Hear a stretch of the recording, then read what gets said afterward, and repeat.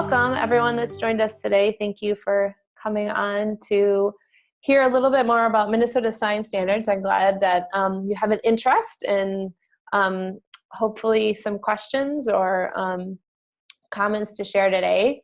To start things off, just a little bit about who we are. If you don't know, Climate Generation, we are a nonprofit based in Minneapolis, and our mission is to empower individuals and their communities to engage in solutions to climate change. And we were founded by polar explorer Will Steger, which in this context I think is really important because Will started out his professional career as a teacher, a science teacher actually. And it is his love for and belief in the importance of education that really is a foundation of our organization, and why we're really proud to, well, I'm really proud to be representing the science on the Science Standards Committee to think more about education through this context. As an organization, we work with different audiences. We work with youth, educators, the public, and influentials. And when we think about connecting all of them together, that's where we believe that we really can make change. And so obviously today we're zeroing in on educators and thinking about education, but we also believe that engaging in these other spheres is important as well. So with that, I'm going to just kind of dig into these new standards that will be finalized in May, but are in the first draft form. And welcome any questions as I go through. I'll try and stay tuned to seeing if you have questions for the Q&A. If I miss it, I'll definitely be checking the box at the end as well. So bear with me. So first of all, let's just start out with the goals of this presentation are really to understand where we got so far with these standards. How did we get to this point? And then if you actually have any input that you would like to give already or have any questions, give you time to do that. And so just to practice and also to see why you are all here today, I'd love for you to answer that question. So that's my first question to you all. You can use the Q&A box to share if you have a sentence or two to share why you're joining today.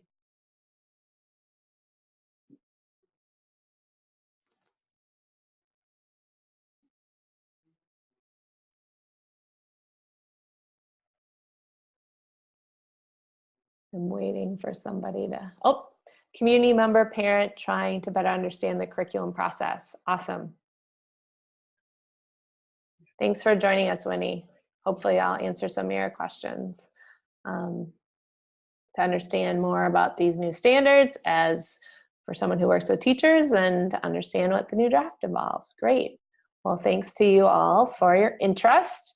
And I think we can definitely get to answering some of those questions and why you're here today. So let's start out with, from the very beginning, with a virtual fist of five. Once again, using that Q&A box. What is your familiarity with the current Minnesota state standards? So the ones that are actually being used in the classroom right now. And let's just start with that one. And so if you want to type 0, you have no knowledge, to 5, you have great knowledge of them. 4. Thanks, Jenna. Been watching for Next Gen, so answering a couple of the other ones too. Great. Great. All right, well, it's good that everyone that's on has some knowledge of where we're starting from, because that'll make things a little bit easier for me in my explanations as well.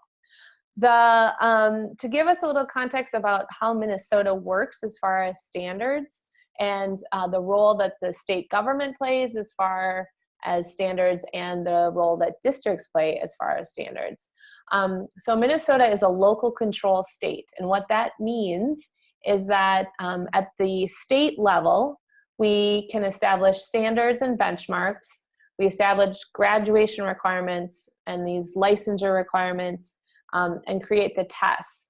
But the districts are the ones that decide how those standards and benchmarks are taught, so the curriculum that's used, how they're being instructed, the materials, how they assess them in the classroom, and of course the staff that are hired and trained to implement those. And so although at a state level we can establish standards to be taught, it's really the role of the districts to decide how they're taught. And that's actually a really important distinction as we talk about standards themselves and how they're written. So in Minnesota, we have some requirements for standards that are legally binding. They have to be goals or summary descriptions of student learning.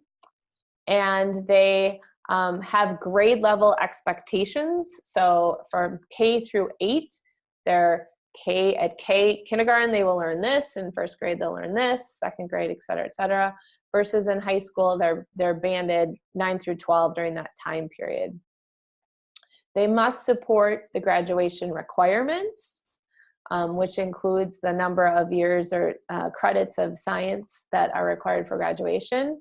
They have to meet career and college readiness goals. They must include American Indian contributions as well as information technology. And they have to be really based in current research and national trends as far as science standards go. And so this year, the timeline as far as getting our standards reviewed, which means that we could just review them and say they're fine, which is not the decision that we decided with, but the review process, a committee was chosen.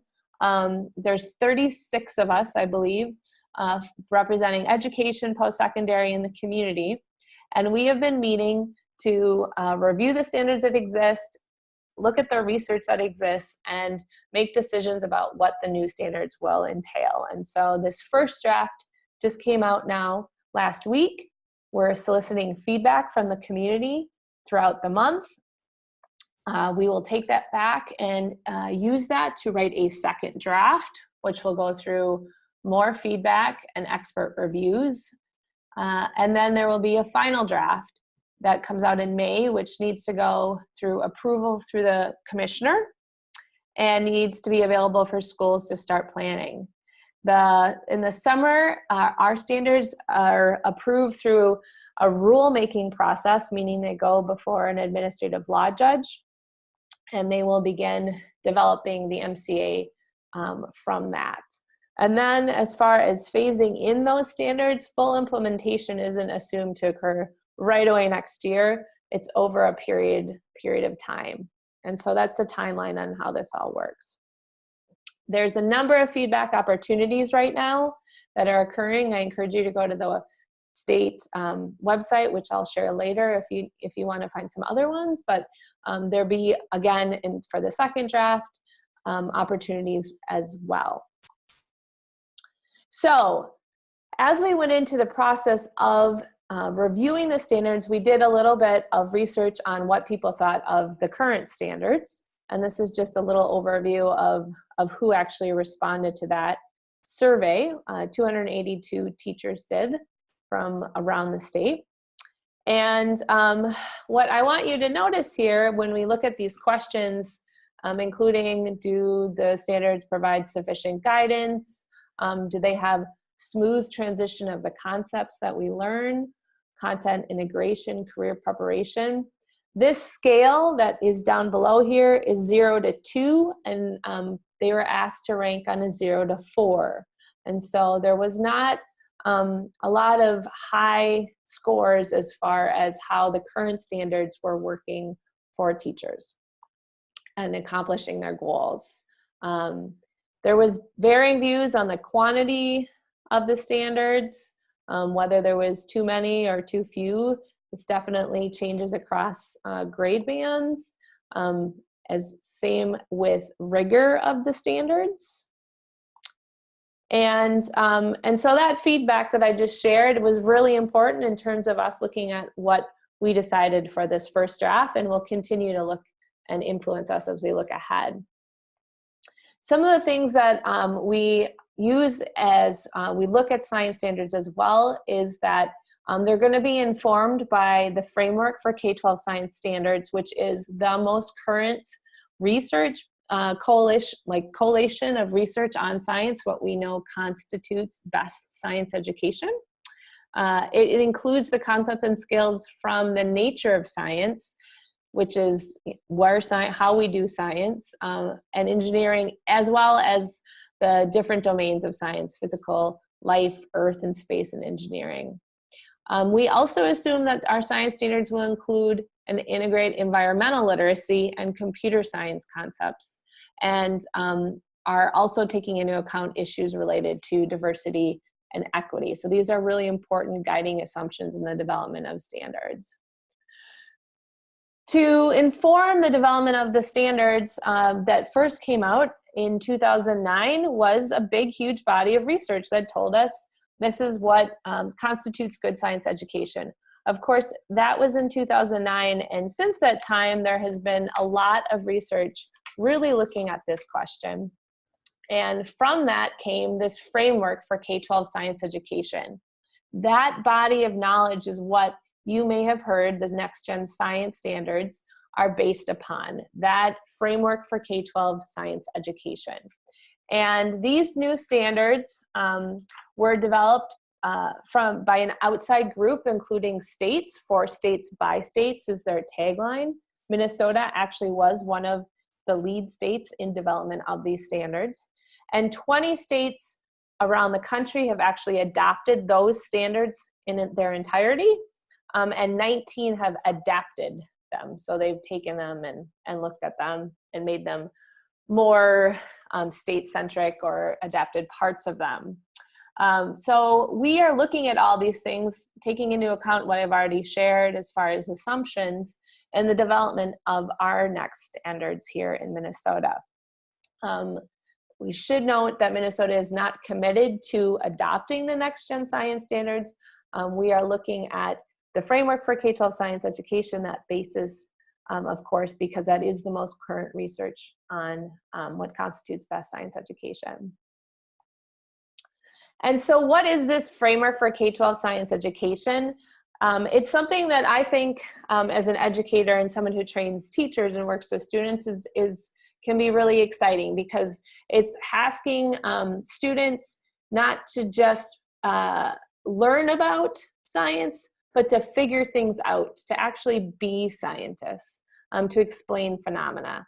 And there's an understanding that for this to occur, students need to be incorporating more than just a core idea or a knowledge nugget is sometimes what I might call it, but also using practices and making connections through different concepts. This is being called three-dimensional learning. And those three dimensions are not separate, as the photo on the side there shows, but they're actually intertwined. And so what we're hoping is that students should be starting by exploring phenomena and developing explanations. And then from those explanations, teachers can really guide them to develop the concepts and mental models they need to be scientifically literate and good science learners. So within these practices, those three dimensions I talked about, there's actually 8 practices that have been pulled out as really important. This slide does a good job of showing the ones that are really strong in our current Minnesota science standards, and then ones that actually are strong in our ELA standards as well, and then the ones that maybe are new for our Minnesota standards as far as what we've been including thus far. Something I think that's important to point out is you'll often hear the practice of inquiry used by teachers, and there's a move away from using that word into more talking about practices. And this is super important because there's a misconception that there's just one approach to science, which we always hear, use the scientific method, and that's the step-by-step approach and single set of procedures. And we know that that is just simply not true. That's not how science works. And we often see teachers practicing inquiry just by doing a set of activities, but not really having those activities have coherence and develop some sort of understanding. And this is one of the reasons why these practices are pulled out and really seen as integral and critical to the whole piece. Cross-cutting concepts, another piece of these standards that we look at. How are they important? There are key concepts or themes that can really connect the knowledge throughout the disciplines of science and engineering, because you'll see cause and effect happening in physical science, in life science, in chemical science. You see it across, as well as these other concepts. And then, of course, disciplinary core ideas. This is really what's most similar to Minnesota's current science standards. They're essentially just core ideas without any of the practices or the cross-cutting concepts integrated into them. This is essentially where we stand at this point with our current standards. So let's talk about this first draft of our science standards. And apologies if this seems wonky. Once you start to really look and dig into it, I think it becomes a little bit clearer. First of all, the standards are broken out into strands. And so these are groupings based on those practices that I had highlighted earlier. The committee decided that we would organize our standards around practices for this first draft and to see how that played out, recognizing that the practices are one of the biggest changes, I think, in our science standards, that we are emphasizing them so highly integrated throughout. Then below the strands, there's standards, which are written as anchor standards. We will look at an example in a second. And then benchmarks. And these benchmarks are the pieces that show this integration of this practices, the cross-cutting concepts, and the core ideas. And those are the things that you most often see teachers going straight to, is the benchmarks in a classroom. They're organized for each grade, and then, as we mentioned earlier, they're banded, just as the requirements state for our Minnesota state standards. Once they get to high school, they're banded across, but then they're laid out for each grade before that. Some of the things that are not in this first draft, but will be fully considered for the second draft, are diversity and equity considerations, although in the development of the framework for K-12 science education on which these standards are based, there was much consideration in that realm, so we do know that that has carried through to some extent. The contributions of American Indian communities, and then these other pieces: technology literacy, environmental literacy, alignment with math, ELA, physics, and chemistry. And so these are some things that will show up in the second draft. If it's something you are concerned about, of course, please feel free to include in your commentary anything about these pieces that you feel it's important and that to include them in a certain way. This shortcut will take you to the Minnesota Department of Ed page where all of this information is found. But what we're going to do is I'm going to break you down through just one example of what you might see when you're looking at the standards. And so the practices that we looked at earlier were organized into 4 different groupings, 4 different strands. And within each of those, you find 1 or 2 anchor standards, remembering that we start with strand, we go to standard, and then we go to benchmark. And when there's 2, the second one is emphasizing engineering. So when we look at this standard, there's the standards below here. We have our strand, which is exploring phenomena or engineering problems. So we'll find a lot of different strands underneath there, practices underneath there, I apologize. And then we have the practice of asking questions and defining problems. And then within that, breaking it down even more, the first anchor standard, being one that's emphasizing the science, the second one being the engineering piece. And so we look at those, and then beyond that, so backing up again, we were looking at the strand 1, exploring phenomena or engineering problems. We can break this down then into the benchmarks. So these benchmarks are where you start seeing this three-dimensional learning. And what's different with this than with the standards as they exist right now in Minnesota is you'll hear about the nature of science standards. Well, those are broken out from the rest of all the other things that students learn in science right now, meaning that although they're supposed to be taught throughout the year, they're only actually oftentimes taught as the first unit of a science class. And so there's not necessarily the emphasis on the practices and nature of science that you find to be important throughout the year. Whereas in the standards now, you'll see that we have asking questions to obtain information. That's a practice that's embedded in what the students need to do. Planning and conducting an investigation, that's a practice that students will need to demonstrate. And so this is one of the places where things are very different when they go through the standards. You'll also find when you go through the standards and you can compare them that there's new content that isn't necessarily found in our past standards, and I encourage you to go through that. These standards do include climate change, which of course, as an organization that focuses on climate change education, was encouraging to us. So as you go through it, I encourage you to kind of look for the different concepts that are being carried out as well in these new standards. And so that is a quick overview of the new layout.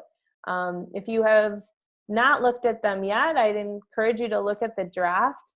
As I said, I know that these are sometimes hard to read, and you know what? That's actually a legitimate thing to write in the survey when you take it, that it was difficult for me to understand how these were connected. Or you can say, oh, it was really easy for me to read through it. All of your comments are absolutely important, and if there's only one or two things that you have to say, whether it's just something you think is important that we need to be thinking about or considering, or any questions that you have, please share them. So at this point, I'd love to take any questions or comments, and acknowledge also the folks at the Department of Ed are really guiding and developing this process and provided us with the slide set to offer this feedback session as well. So is there any questions that people have at this point? This survey is open until, excellent question, the 26th of November.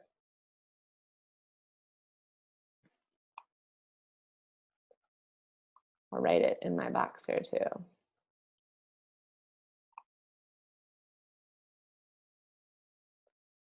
Is there any other questions at this point in time? Do you all plan on submitting feedback? Yay or nay?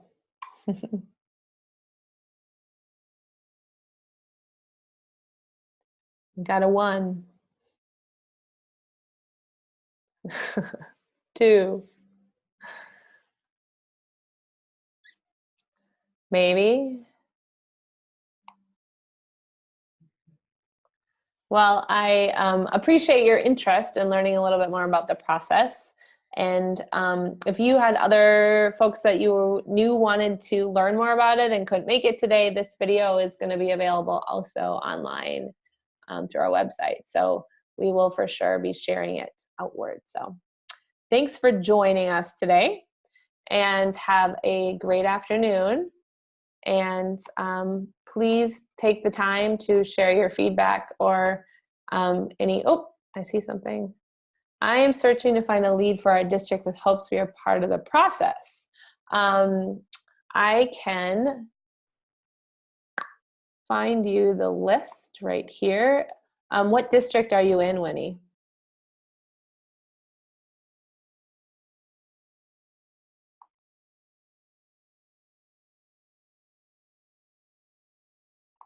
Edina. Oh, I don't hold it against you. Silly. Everyone is important. Every district. I don't believe we have anyone from Edina on the committee, but on this page, I'm putting it in the chat box here, is the list. And at the bottom of the page, let's see, where on here? I'm almost positive the standards committee list is here.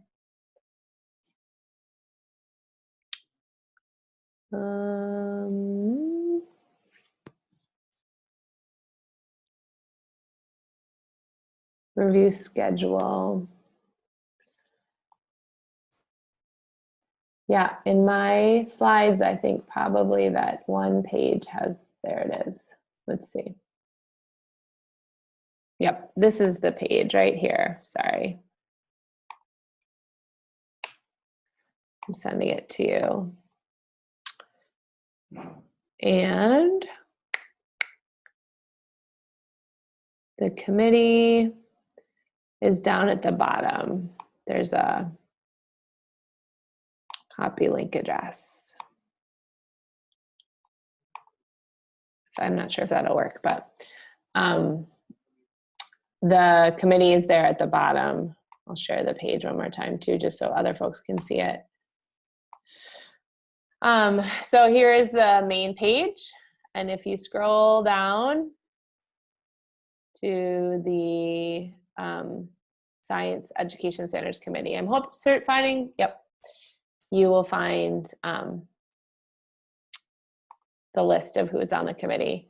And they tried to do really good representation as far as urban and rural and suburban districts, as well as people that were from industry and from higher ed as well. And so I would say in Edina, you should definitely just be making sure that your district's following it, and ask your science teachers to be commenting and really looking at them, because this is just a draft. And so we know that things are going to change before then, and we need teachers to actually respond. So great. Well, if there's no other questions, thank you so much for joining and for having an interest in this. We think it's really important. So we value your participation being here. So with that, have a great afternoon. And feel free to give us a call too, Winnie, if you have any questions or anything like that, or an email. So.